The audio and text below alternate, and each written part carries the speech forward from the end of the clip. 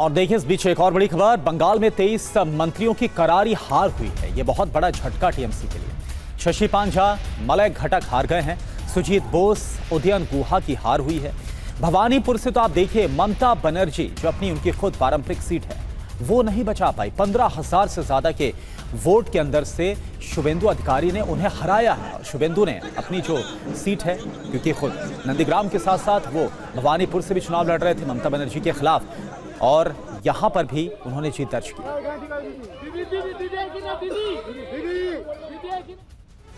अब उन बड़े चेहरों की बात करते हैं, उन वरिष्ठ चेहरों की बात करते हैं जो अपनी सीटें नहीं बचा पाए। ममता बनर्जी, भवानीपुर सीट में हार का सामना करना पड़ा। यहां शुभेंदु अधिकारी ने जीत दर्ज की है। बात करते हैं कांग्रेस के दिग्गज चेहरे अधीर रंजन चौधरी की। जी हां, बहरामपुर से उन्हें हार नसीब हुई है। और इसके अलावा शशि पांजा की बात करें तो श्याम पुकुर से उन्हें हार मिली है कैबिनेट मंत्री। इधर मलय घटक की बात करें तो आसनसोल उत्तर से हार का सामना करना पड़ा। वरिष्ठ चेहरे हैं, पिछली बार जीत दर्ज हुई थी लेकिन इस बार हार। इसके अलावा बात अगर चंद्रिमा भट्टाचार्य की करें तो दमदम उत्तर से उन्हें हार मिली है। यानी कि इस बार कई जो दिग्गज हैं उनका जो किला है वो ढहता हुआ नजर आया।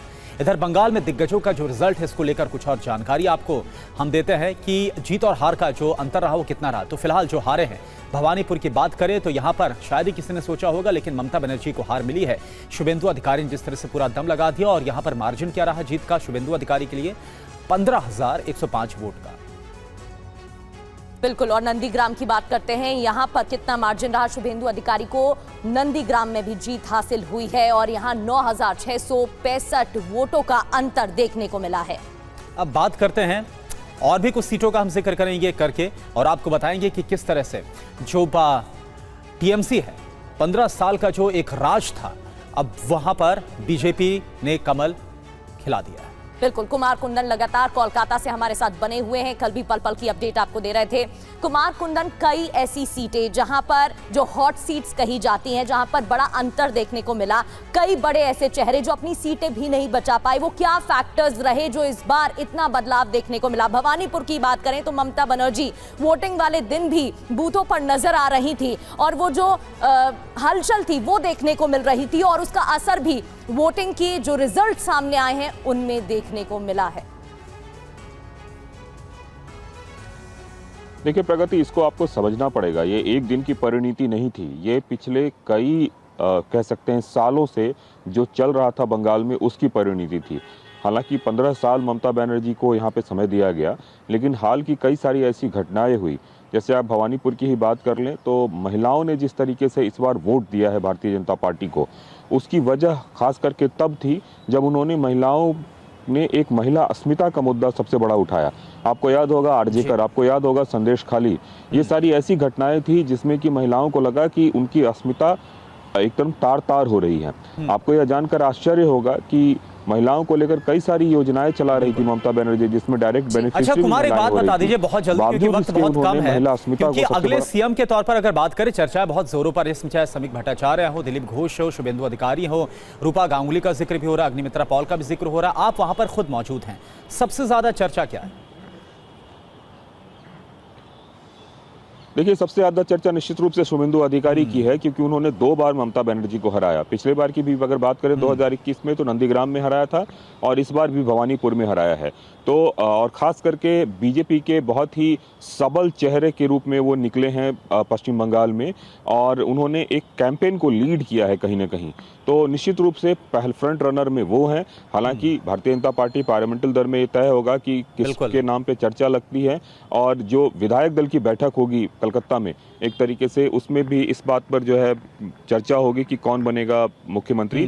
लेकिन जो फ्रंट रनर की आप बात कर रहे हैं करुणा, उसमें शुभेंदु अधिकारी निश्चित रूप से रहा है कि कौन बनेगा मुख्यमंत्री और बड़ी जिम्मेदारी किसे सौंपी जाएगी। रवि दत्ता भी हमारे साथ जुड़े हुए हैं। रवि दत्ता, बंगाल में उलटफेर इस बार देखने को मिला है, परिवर्तन देखने को मिला है, जिस तरीके से ताकत झोंकी गई थी बीजेपी की तरफ से उसका असर भी देखने को मिला है। लेकिन अब अगला सवाल यही है कि सीएम चेहरा कौन होगा और बड़ी जिम्मेदारी किसे मिल सकती है, आपको क्या लगता है? देखिए पश्चिम बंगाल में इस सीट के लिए कहीं दावेदार है। सबसे पहले तो शुभेंदु अधिकारी है जो कि जायंट किलर खुद है, दो जगह से जीते हैं। 2 बार ममता बनर्जी को हराया है, एक बार नंदीग्राम से, एक बार भवानीपुर से। जहां पे तृणमूल का जन्म हुआ था उस भवानीपुर में 15,000 वोटों में ममता बनर्जी का हार जाना, ये अपने आप में ये दर्शाता है कि शुभेंदु अधिकारी सबसे अव्वल नंबर है इस कैंडिडेचर के लिए, जो कि सीएम का कुर्सी है। दूसरी तरफ श्रमिक भट्टाचार्य है, जो कि बीजेपी का स्टेट प्रेसिडेंट है, वो भी दावेदार है। लेकिन जो असल बात है, इस बार पहली बार शायद हो सकता है पश्चिम बंगाल की राजनीति में हम लोग डिप्टी सीएम का चेहरा देख सकते हैं। और दूसरी बात, विधान परिषद का जो ऑप्शंस रहते हैं वो हम देख सकते हैं, तो ये भी हो सकती है। लेकिन पश्चिम बंगाल में सीएम का चेहरा कौन होगा, अगर माना जाए, क्योंकि बीजेपी की जो राजनीति है वहाँ से जो उभर के आते हैं, कभी कभार ऐसे भी होते हैं अननोन फेसेस अचानक सीएम बन जाते हैं, जिनको राजनीति में उतना प्रोमिनेंट फेस नहीं माना जाता। आखिरकार पश्चिम बंगाल में ये होगा कि नहीं होगा, ये अभी समय बताएगा। ठीक है, ये बड़ी बात आपने कही रविशंकर। जैसा बीजेपी के कई जो राज्य हैं जहां पर बीजेपी सत्ता में है, वहां पर हम देख रहे हैं कि मुख्यमंत्री के साथ साथ डिप्टी सीएम, तो क्या यहां पर भी ऐसा देखने को मिलेगा?